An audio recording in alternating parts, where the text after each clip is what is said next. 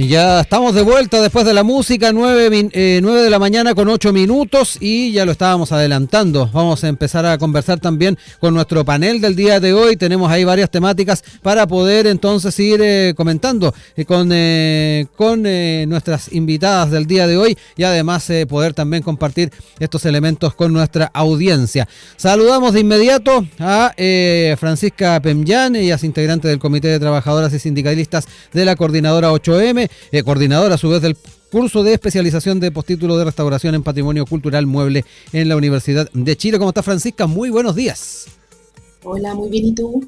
Muy bien, oye, gracias por conectarte con nosotros y también saludamos a la politóloga magíster en comunicación política, docente de administración pública, además de la Universidad Autónoma, Daniela Carrasco. Daniela, también muy buen día, gracias también por acompañarnos. Muy buenos días, muchas gracias por la invitación. Bueno, entramos en materia de inmediato y partimos con el primer tema que tenemos propuesto, así que tiene que ver con los temas de cuidado, a propósito de que el presidente Gabriel Boric lo trajo a colación en el marco de su gira a la región de O'Higgins. Se refirió efectivamente a la situación de personas que realizan labores de cuidado en Chile, especialmente en el ámbito laboral y previsional, el enfoque que hizo el presidente. Y frente a ello, planteó que obviamente cuidar es trabajar, insistió en un sistema de pensiones con solidaridad para incluir a personas cuidadoras, un tema que de repente está un poco invisibilizado y que es importante el poder incorporarlo también en las discusiones que se estén dando al alero de los temas previsionales. Algo que muchas veces se nos olvida, dijo el presidente, son las familias cuidadoras, a las personas que cuidan, que son invisibilizadas por la sociedad, que en nuestra sociedad durante demasiado tiempo han tenido que estar recluidas al interior del hogar y que es un trabajo no remunerado, pero que es tremendamente importante y que sostiene la vida de la familia. Eso también lo quiero enlazar con algunos datos. De hecho, hace algunos días estuvo conversando Mirna Schindler en Sin Pretexto con la abogada y divulgadora jurídica Paola Merchak, y ahí se compartieron algunos datos. Más del 94% de las mujeres que están fuera del mercado laboral mencionan la crianza de los hijos y el cuidado de personas dependientes como la principal razón para no trabajar. Una cifra que obviamente es importante tener en cuenta cuando tenemos este tipo de discusiones. Quiero partir contigo, Francisca, hacer el enfoque efectivamente de lo que se está planteando por parte del presidente y que obviamente sería interesante que se pudiera ir desarrollando no solamente un trabajo en la línea parlamentaria, sino que también desde la perspectiva estrictamente cultural. Sí, mira, respecto a lo que comentabas recién de esta entrevista que hizo Mirna, de partida ahí hay un problema de base, o sea, estamos hablando de que las mujeres declaran, este 94% de las mujeres declaran no trabajar en circunstancias de que este es el mayor trabajo y el más importante, y es el que sostiene la productividad la productividad de la sociedad. Entonces, de ahí en adelante tenemos un problema muy complejo, o sea, poder asumir y comprender qué es lo que significa ser cuidador de adultos mayores, de ¿cómo se llama esto? Gente con capacidades diferentes, hijos pequeños, y entender esto como un trabajo es el primer trabajo como sociedad que tenemos que conseguir. Eso por un lado. Bueno, y respecto de lo que anuncia el presidente, claro, o sea, es fundamental. O sea, pero partiendo desde esta misma comprensión, no se entiende que se esté en este minuto entregando un bono conocido como estipendio y que está, ¿cómo se llama esto? Y que contempla un monto de 32.991 pesos por el trabajo más agotador, más largo, sin jornada laboral, sin ninguna, ¿cómo se llama esto? Ayuda, o sea, es una precarización llevada al extremo.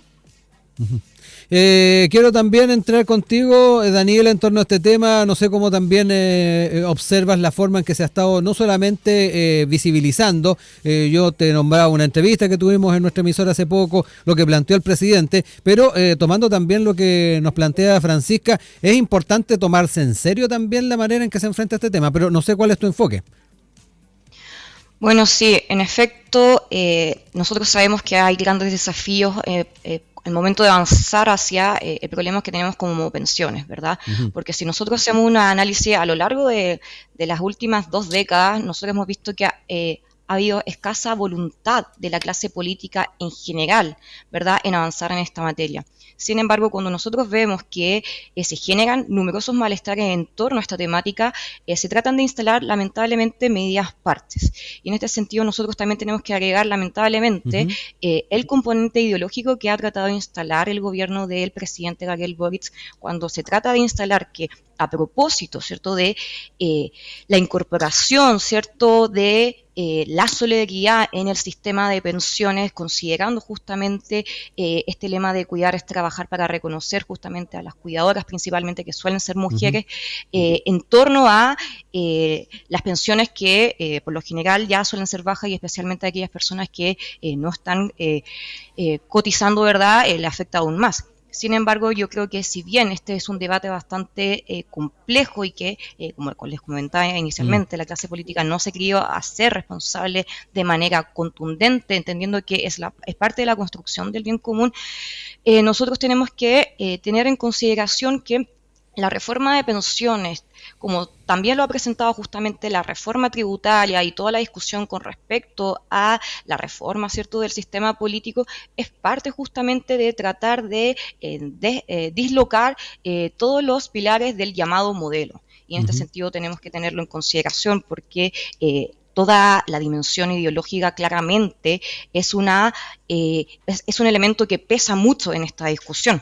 En este sentido, yo creo que todavía la clase política no ha avanzado en la voluntad que la ciudadanía está esperando para aumentar las pensiones. Creo que todas aquellas iniciativas sobre que se instalara justamente un sistema de reparto no ayudan a avanzar en este sentido, sino más bien yo creo que las distintas partes, ¿cierto?, desde sus distintas posiciones tienen que sincerar el debate, como se ha tratado de hacer justamente con la ley corta de ISAPRES, ¿verdad?, en el cual todos traten de llegar a un consenso, porque finalmente quienes son los afectados son los chilenos. Francisca, importante saber cómo observas tú la manera en que conviven este tipo de propuestas enfocadas en los cuidados con algo que también señalaba Daniela, el modelo en el cual estamos. Me da la impresión de que ahí también nos podemos encontrar con ciertos obstáculos, dificultad para poder avanzar legislativamente. Y con esa misma premisa, interesante saber cuáles son también, crees tú, Francisca, los pasos que se debiesen dar. Sabemos que muchos de ellos puede que sean a mediano o largo plazo, pero importante el enfoque y además la proyección que se puede hacer de aquello. Sí, bueno, yo creo que este es un cambio que, o sea, poder generar cualquier cambio en este tema siempre va a ser a largo plazo. O sea, es imposible tratar de pensar en un movimiento que sea radical y que vaya a poder hacer un cambio brusco. Eso claramente se ha demostrado que es imposible. A mí lo que me llama la atención, y pucha, me voy a tomar una atribución que tal vez no debería, pero me gustaría preguntarle a Daniela, o sea, ¿qué piensa ella que es el cambio que se debería hacer? Porque, como dice ella, que esto está como muy llevado por un sesgo ideológico, y creo que en el fondo las propuestas de las izquierdas son bastante conocidas, que tienen que ver con pilar solidario, con un reparto que sea más equitativo, pero no, la verdad es que como que escucho su comentario que va, claro, súper enfocado hacia lo que hace o no hace la clase política, pero me pasa que siempre termino en estas conversaciones con no sabiendo bien qué es lo que propone, ¿cómo se llama esto? O proponen las derechas, o no sé, bueno, lo que ella piensa respecto a eso, cómo hacer ese cambio.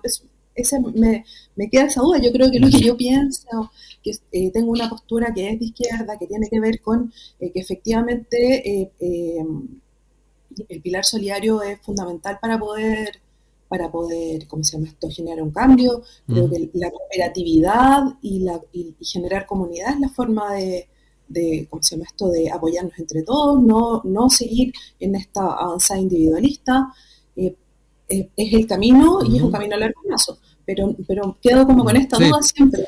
Sí, ahí te dejo la palabra, Daniela, para poder ir aclarando digo, las inquietudes que surgen de Francisca a propósito de tu intervención anterior. No, claro, sí.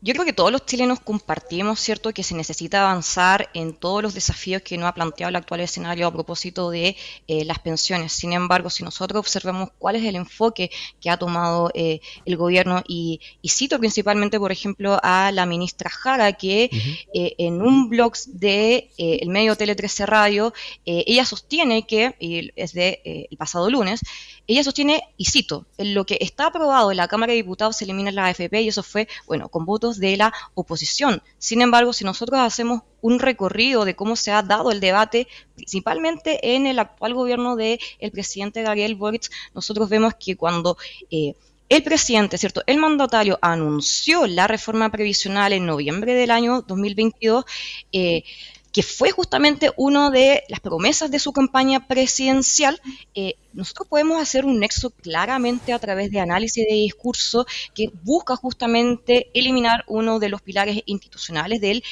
criticado, ¿cierto?, modelo. ¿Cierto? Porque desde las izquierdas y especialmente desde numerosas voces del oficialismo, ellos han sostenido, ¿cierto? Este sector ha sostenido que tanto la AFP como esta eventual reforma previsional, la AFP lograrían terminarse. Y en este sentido, claramente nosotros observamos que hay una intención claramente ideológica, más que tener el objetivo de construir el bien común en el que llegue a beneficiar a cada uno de los chilenos cuando llegue al momento de su jubilación. Y en este sentido tenemos que ser transparentes en el debate, porque si nosotros observamos las distintas encuestas de percepción ciudadana, nosotros notamos que hay una gran desafección de la ciudadanía. Y esto uno lo nota en general, ¿verdad? Y muchas veces la clase política, la que está en primera línea, suele estar muy desconectada de la misma realidad de los chilenos. Los chilenos quieren tener la opción de poder elegir. Hoy en día nosotros tenemos ya un modelo mixto, ¿cierto? En el que justamente se descansa en el modelo de capitalización individual, pero también nosotros hemos visto justamente que a lo largo del tiempo, ¿cierto?, las numerosas reformas que se han hecho en este sentido, también tenemos la pensión garantizada, de la pensión garantizada universal se cambió a la actual pilar solidario. En este sentido, claro, el tema es que la clase política tiene que tener voluntad en avanzar y resolver estas temáticas. Muchas veces se ven entrampadas en la discusión ideológica. Y en este sentido, uno puede llegar a proponer, ¿cierto?, ¿por qué no se ha avanzado en otras materias para llegar a aumentar las pensiones? Considerando varios factores, como que Chile es un país en envejecimiento.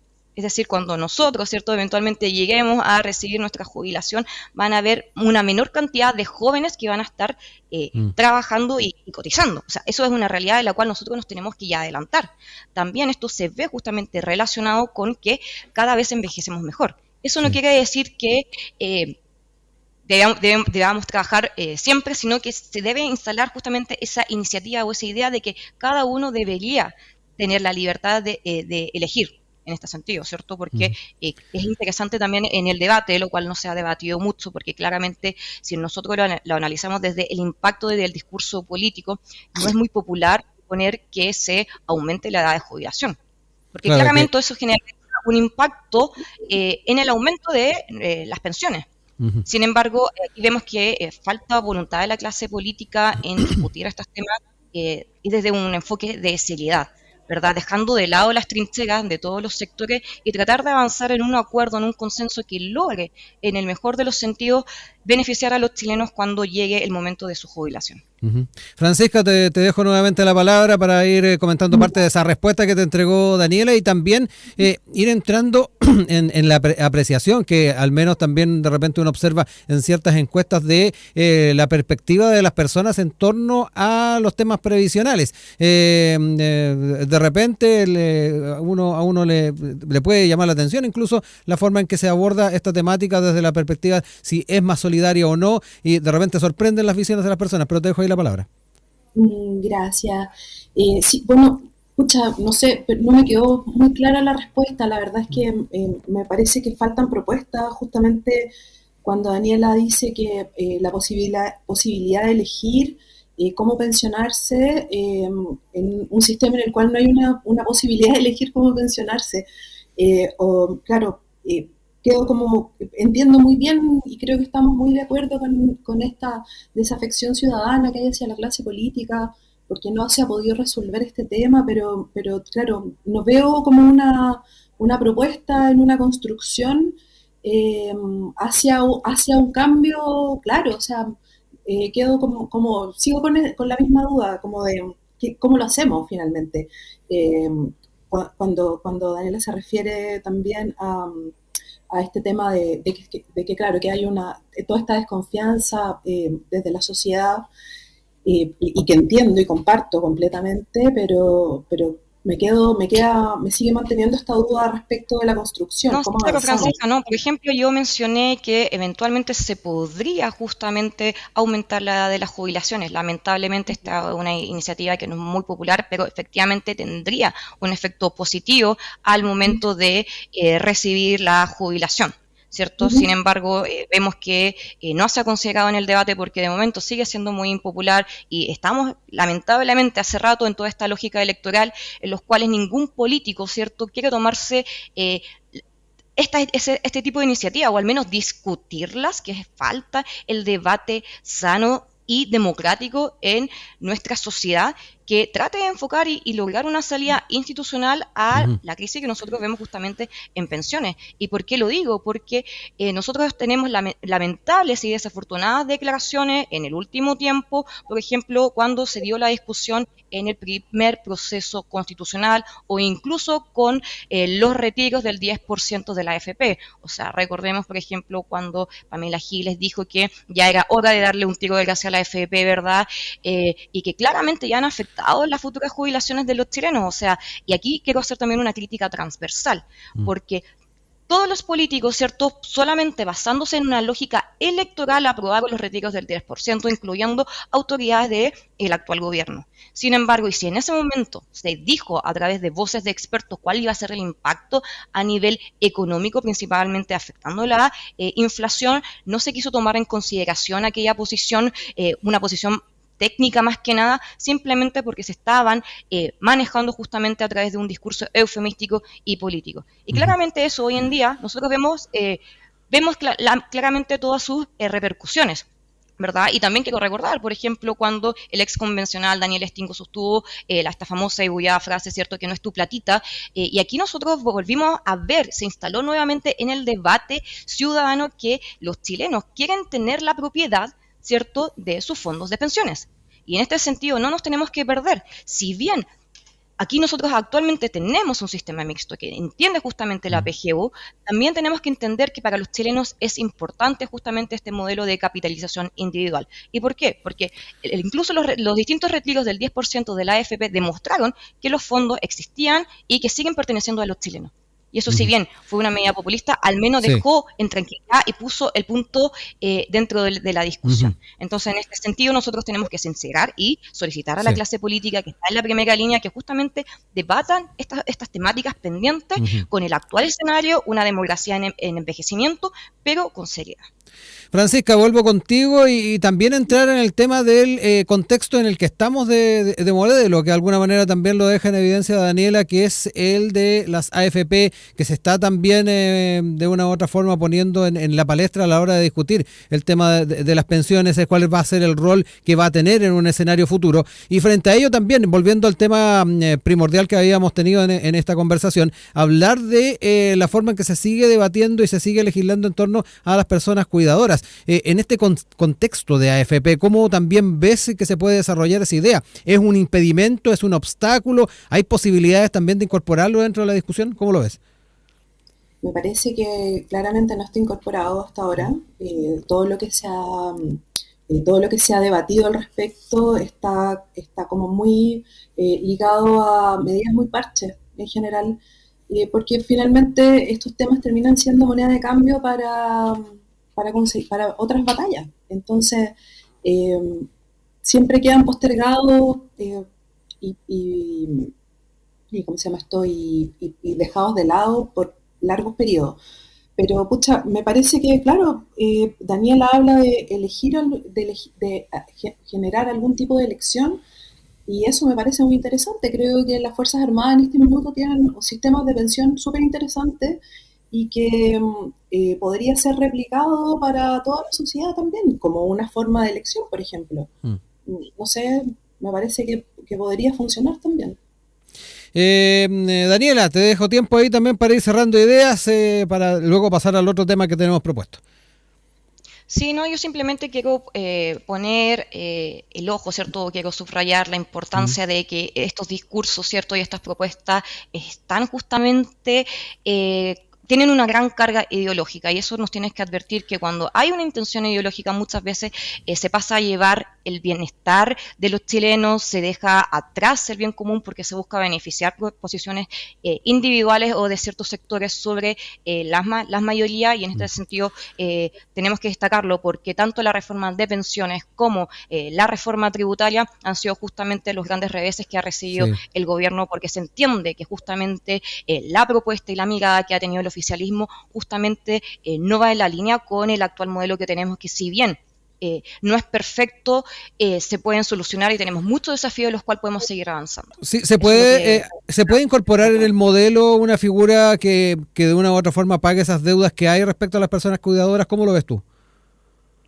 Bueno, yo creo que si nosotros entendemos que, aún tenemos justamente un Estado subsidiario, y entendiendo que se busca focalizar justamente a las personas más vulnerables, no debería haber algún problema desde esta lógica, desde el rol del Estado subsidiario, en tratar de identificar, ¿cierto?, aquellas personas que han sido cuidadoras, y ¿cierto?, ya sean de sus padres o de personas que han tenido, alguna enfermedad que los ha impedido, por ejemplo, trabajar y poder llegar a cotizar el AFP. En ese sentido, yo creo que se tiene que discutir, y es una discusión que justamente hace falsa.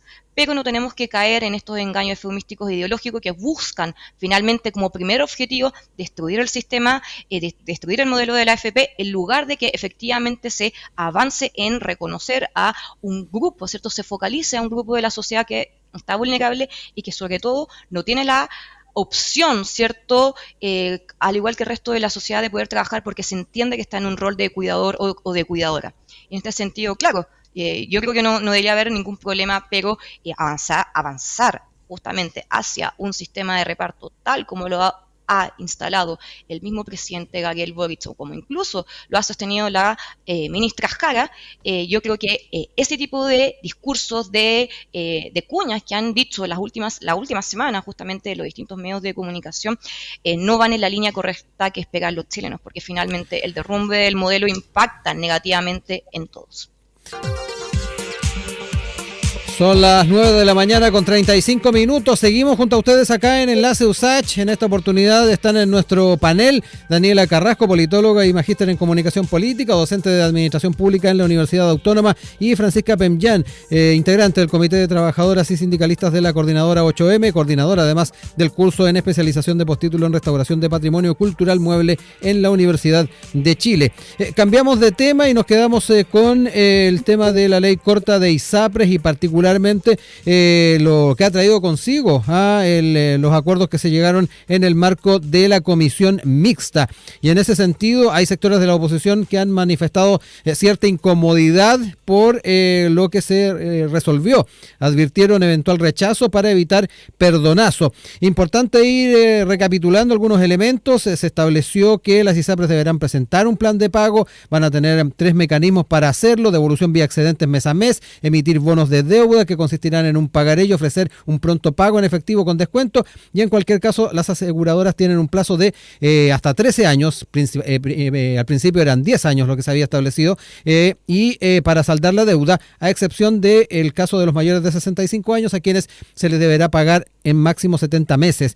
Con el objetivo también de amortiguar los efectos financieros sobre las aseguradoras, el proyecto contempla la posibilidad de que puedan subir los precios de los planes con menores contenciones que otros años. Ya estas subidas en los planes que se darán en los próximos años se suma una alza extraordinaria en los próximos meses. Un tema que genera cierto ruido en algún sector político. Hay quienes han dicho que no era lo óptimo, pero que en aras de sacar un acuerdo adelante finalmente dieron su aprobación. Pero quiero entrar también a conversar respecto a este tema y además verlo desde el punto de vista de la cotidianidad. Aquí nos encontramos también con una situación que puede ser complicada para quienes están efectivamente cotizando trabajando en ISAPRES, que lo tienen como su opción de salud, y eventualmente hay que ver si es que finalmente termina siendo un desincentivo para mantenerse en ellas.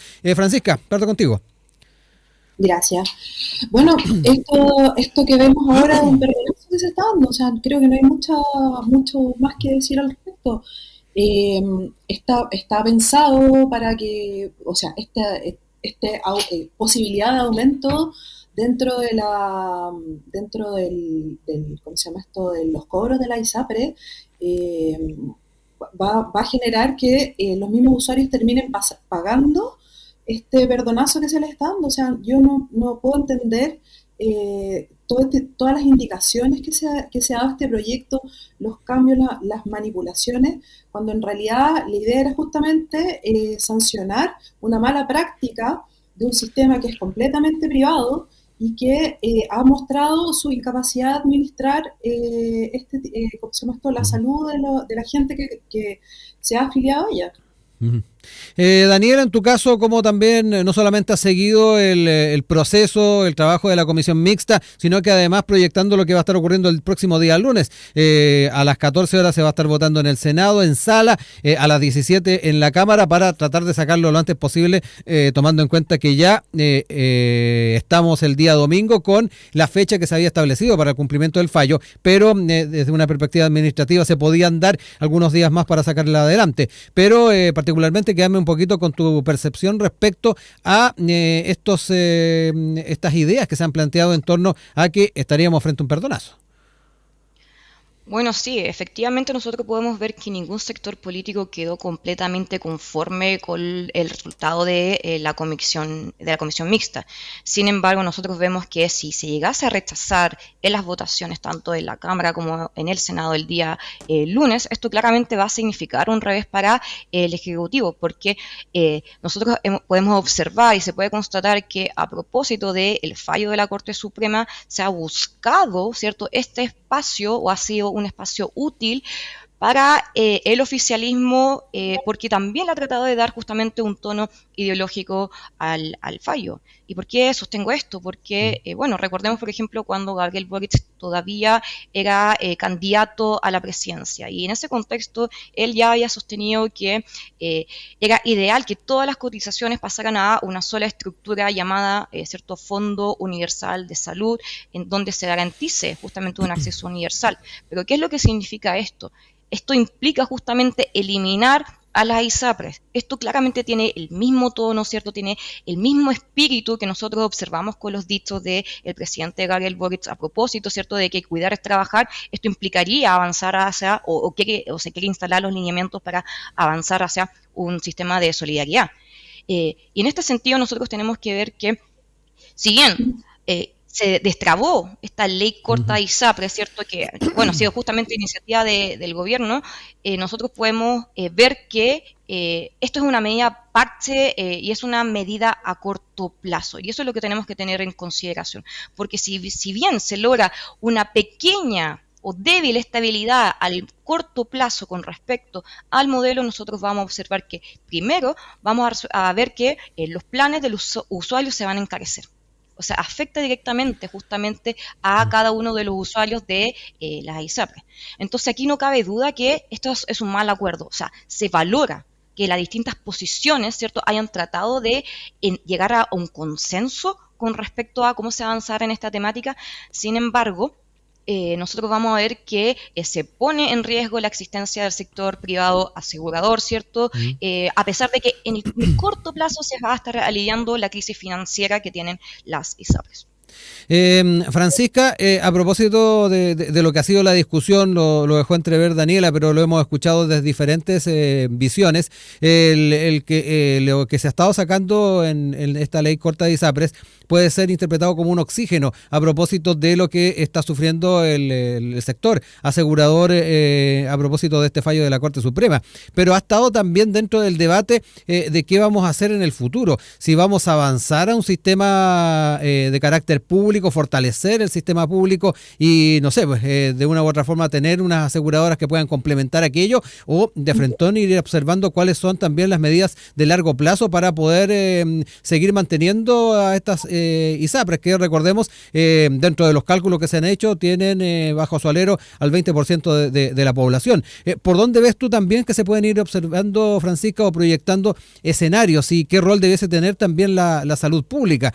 Porque recordemos, si ya tenemos una migración importante en ese ámbito, si tenemos una situación compleja también en las ISAPRES, esa cantidad de personas puede que aumenten, y ahí viene la forma en que vamos fortaleciendo el sistema público y vamos proyectando también un escenario tal vez donde se pueda acoger a estas personas, pero también ir mejorando temas como son los especialistas, como tiene que ver también con la forma en que se atienden. Pero te dejo ahí la palabra para ver cómo lo observas, también desde una perspectiva de género, porque ahí también nos encontramos con críticas bien complejas que se le hace a la ISAPRES por los planes para mujeres.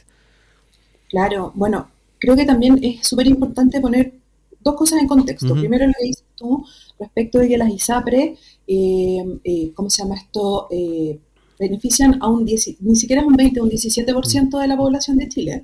O sea, estamos generando toda esta discusión en el Congreso para el 17% de la población, en circunstancia de que el sistema público, o sea, FONASA, absorbe el 73%, o sea, son 13 millones de personas que están en FONASA. Y estamos discutiendo una ley corta de salvataje para un sistema privado mal administrado, para un porcentaje bastante bajo de la población. Entonces, creo que ese es un punto súper importante también de poner sobre la mesa. O sea, hasta cuándo también tenemos o sea, se está generando una legislación para solo un porcentaje mínimo de la población. Estamos en esta discusión generando leyes cortas para administradores privados. Creo que efectivamente lo que hay que hacer es fortalecer el sistema público. A lo que hay que inyectar plata es a eso, y no darle también tanta vuelta y seguir generando modelos privados que han demostrado su incapacidad en la administración, su incapacidad en ¿cómo se llama esto? No sé cómo decirlo, pero es como proteger la salud de la gente, que es un derecho fundamental. O sea, tenemos que seguir en esta ¿cómo se llama esto? Línea. Y lo que dices tú respecto del enfoque de género también es súper importante. O sea, tenemos estas mismas sistemas, lo que ha hecho durante los últimos 30 o 35 años es castigar a las mujeres por ser mujeres, por ¿cómo se llama esto? Por encareciendo los costos de la salud. Entonces,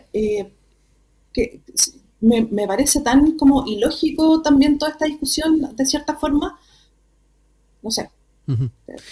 Daniela, voy contigo, quedarnos también un poquito con la forma en que vamos pensando el tema de la salud pública. De hecho, dentro del propio proyecto de ley corta está un ítem que tiene que ver con fortalecimiento del Fondo Nacional de Salud.